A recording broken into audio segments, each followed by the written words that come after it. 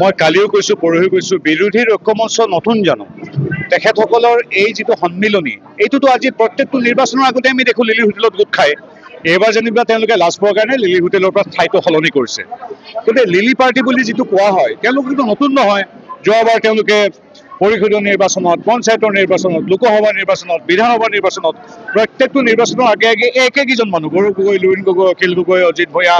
আৰু কমিউনিষ্ট পাৰ্টিৰ দুগৰাকীমান সন্মানীয় সদস্য এওঁলোকেতো একেখিনি মানুহে গোট খায় তাতো নতুন মানুহ এজনো গোট নাখায় গতিকে তেওঁলোকৰ এই যিটো লিলি পাৰ্টিৰ যিটো তেখেতসকলৰ যিটো সন্মিলনী যিটো এলায়েন্স এইটোতো সদায় হৈ আছে গতিকে এইটোৰ কোনো নতুনত্ব নাই তেওঁলোকক সদায় ৰাইজে প্ৰত্যাখ্যান কৰি আছে আমি আশাবাদী যে ভৱিষ্যতেও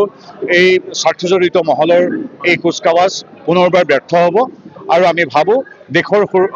বাবে যিদৰে সমগ্ৰ মানুহে মোদীৰ বাবে আস্থা প্ৰকাশ কৰিছে ঠিক সেইদৰে অসমৰ বিকাশ শান্তি প্ৰগতি ইত্যাদিৰ বাবে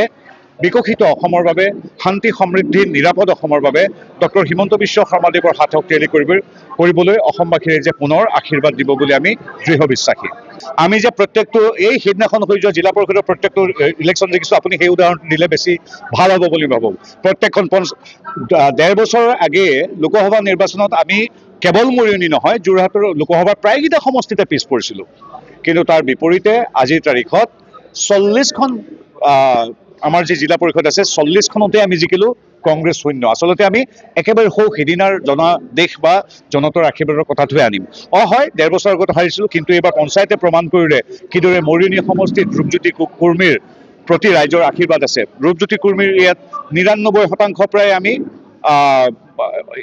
আঞ্চলিক পঞ্চায়ত জিলা পৰিষদ ১০০% আৰু প্ৰায় ৯৫পৰা ৯৬% আমি ৱাৰ্ড জিকিছোঁ ইয়াতকৈ জনতাই কিমান আশীৰ্বাদ দিব প্ৰত্যেকখন আমি নগৰ বা গাঁৱৰ প্ৰতিনিধি প্ৰত্যেকজন প্ৰতিনিধি আমাৰ ৰূপজ্যোতি কুৰ্মী বা হিমন্ত বিশ্ব শৰ্মাদেৱৰ আশীৰ্বাদদায়ী সমৰ্থক গতিকে আমি ভাবোঁ যে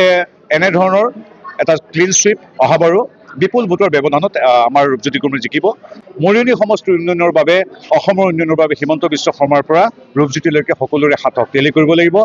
কেন্দ্ৰত আছে বিজেপি চৰকাৰ ৰাজ্যত আছে বিজেপি চৰকাৰ গতিকে মৰিয়নি সমষ্টিটো আমি কেতিয়াও অকলশৰীয়া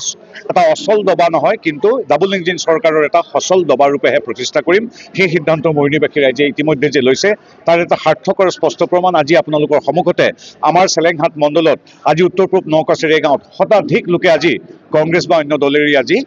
বিজেপিত যোগদান কৰিছে ইয়াৰ অৰ্থ কি ইয়াৰ অৰ্থ দেশৰ বাবে দহৰ বাবে ৰাজ্যৰ বাবে মৰিয়নিৰ বাবে বিজেপি বা মিত্ৰজোঁটক লাগিব চাওক জুবিন গাৰ্গৰ ন্যায় প্ৰসংগত মই আজিলৈকে এটাও মাত মতা নাই এইকাৰণে কিয়নো এইটো সুন্দৰভাৱে এছ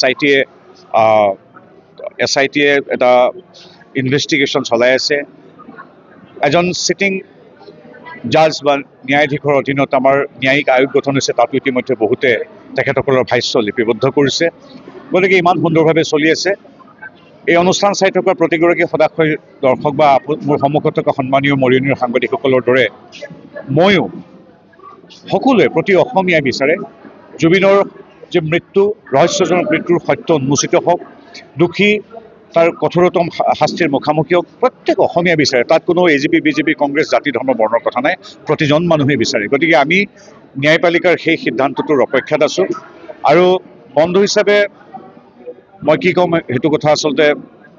সকলোৱে নিজেই জানে যে এগৰাকী বন্ধু বা ঘৰৰ মানুহ ফেৰলৈ কেনেকুৱা লাগে আৰু জুবিন গাৰ্গৰ আটাইতকৈ ডাঙৰ কথা মই যিদৰে এটা বন্ধু বা ঘৰৰ মানুহ অসমৰ ৩ কোটি মানুহেই তেওঁক নিজৰ ঘৰৰ মানুহ বুলিয়ে গণ্য কৰে সেইটোৱে হ'ল এই ক্ষণজন্মা মহান শিল্পীজনৰ মাহাত্ম্য জুবিন অমৰ হৈ থাকিব আমি থাকোঁ নাথাকোঁ যেতিয়ালৈকে বুঢ়ালৈত বৈ থাকিব তেতিয়ালৈকে জুবিন অমৰ হৈ থাকিব তেওঁৰ সৃষ্টিৰে তেওঁৰ ব্যক্তিত্বৰে তেওঁৰ জীৱনচৰ্যাৰে গতিকে আমি এগৰাকী শুভচিন্তক এগৰাকী শুভানুধ্যায়ী পৰিয়ালৰ সদস্য বন্ধু বা তেওঁৰ গুণগ্ৰাহী হিচাপে আমি প্ৰত্যেকগৰাকী অসমীয়াৰ দৰে ৰৈ আছোঁ দোষীয়ে শাস্তি পাওক সত্য উন্মোচন হওক